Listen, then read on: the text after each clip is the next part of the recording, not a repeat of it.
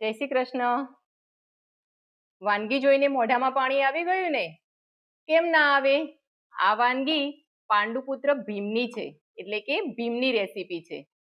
આના પાછળ એક વાર્તા છે, સાંભળવી છે તમારે? તો ચાલો.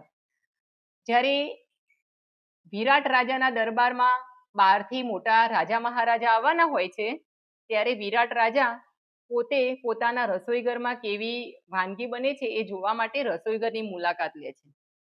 રસોઈઘરમાં જાય છે ત્યારે એમની નજર એક ટોપલા ઉપર બાસ્કેટ ઉપર પડે છે.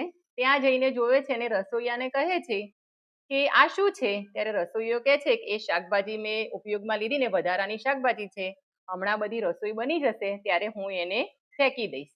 ત્યારે વિરાટ રાજા ના પાડે છે કે ના, આ શાકભાજી ફેંકવાની નથી, આનો તમારે કંઈક ઉપયોગ કરવાનો છે.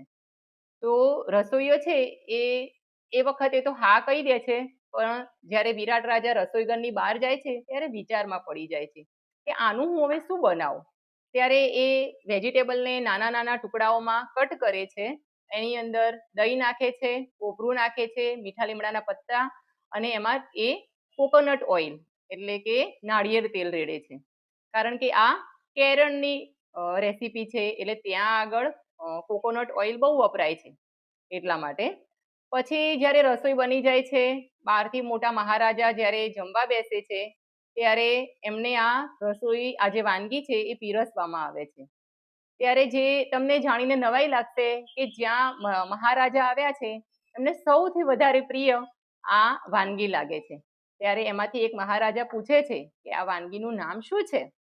ત્યારે આપણે ટીચર છે એ અચાનક બાળકોને પૂછે તો બાળકને કંઈક સૂચતું ના હોય એટલે અ કરે છે ને, એ રીતે જે આ રસોઈયો છે એને પણ યાદ નથી આવતું, કારણ કે એણે તો અચાનક ઇનોવેશન કર્યું છે એટલે એને યાદ નથી આવતું કે આ વાનગીનું નામ શું છે.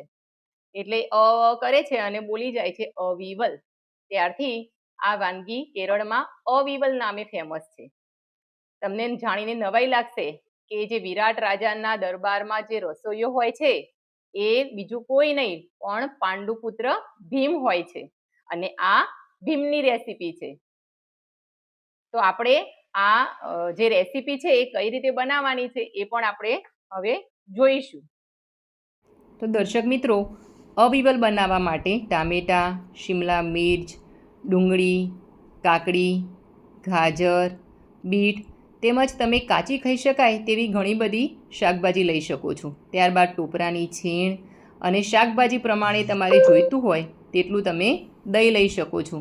હવે કેરળમાં કોકોનટ ઓઇલ વપરાય છે, અહીં આપણે શીંગ તેલનો ઉપયોગ કરીશું. તો શીંગ તેલ ગરમ થઈ જાય એટલે એમાં રાઈ નાખી અને લીલા મરચાં અને મીઠો લીમડો નાખી આપણે વઘાર કરીશું અને સ્વાદ અનુસાર મીઠું નાખીશું. આપણી અવિવલ તૈયાર.